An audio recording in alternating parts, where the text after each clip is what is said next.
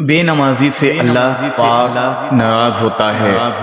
فرمان مصطفیٰ صلی اللہ علیہ وسلم ہے، جس نے قصدن یعنی جان بوجھ کر نماز چھوڑ دی، جہنم کے دروازے پر اس کا نام لکھ دیا جاتا ہے۔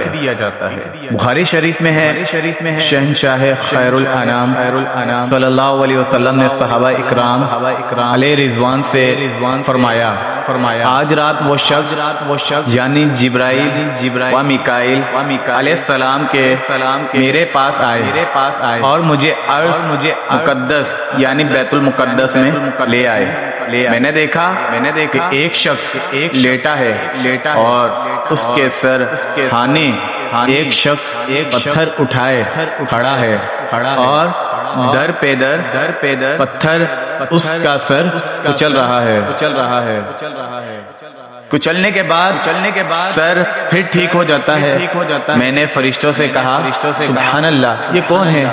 انہوں نے عرض کی کہ آگے تشریف لے چلیے، مزید مناظر دکھانے کے بعد فرشتوں نے عرض کی، پہلا شخص جو آپ صلی اللہ علیہ وسلم نے دیکھا یعنی جس کا سر کچلا جا رہا تھا، یہ وہ تھا جس نے قرآن پڑھا پھر اس کو چھوڑ دیا اور فرض نمازوں کے وقت سو جاتا تھا۔ ایک شخص کی بہن فوت ہو گئی۔ جب وہ اسے دفن کر کے لوٹا تو یاد آیا کہ رقم کی تھیلی قبر میں گر گئی۔ چنانچہ وہ اپنی بہن کی قبر پر آیا اور اس کو کھودا تاکہ تھیلی نکال لیں۔ اس نے دیکھا کہ بہن کی قبر میں آگ کے شعلے بھڑک رہے ہیں۔ اس نے جوں قبر پر مٹی ڈالی اور غمگین روتا ہوا اماں کے پاس آیا اور پوچھا، پیاری اماں جان، میری بہن کے اعمال کیسے تھے؟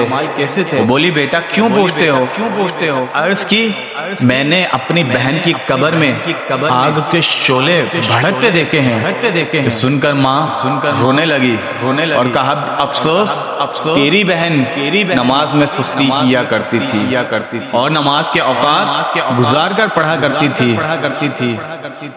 پیارے بھائیوں، جب نمازوں کو قضا کر کے پڑھنے کی سزا یہ ہے تو سر سے نماز نہ پڑھنے والوں کا کس قدر خوفناک انجام ہوگا۔ یاد رکھیے، جو کوئی جان بوجھ کر نماز کو قضا کر کے پڑھے گا وہ ویل کا مستحق یعنی حقدار ہے۔ ویل جہنم میں ایک خوفناک وادی ہے جس کی سختی سے خود جہنم بھی پناہ مانگتا ہے۔ نیز جہنم میں ایک غنی نامی وادی ہے جس کی گرمی اور گہرائی سب سے زیادہ ہے۔ اس میں ایک ہولناک کنواں ہے جس کا نام ہب ہے۔ جب جہنم کی آگ بجھنے پر آتی ہے، اللہ پاک اس کنویں کو کھول دیتا ہے جس سے دو بدستور بھڑکنے لگتی ہے۔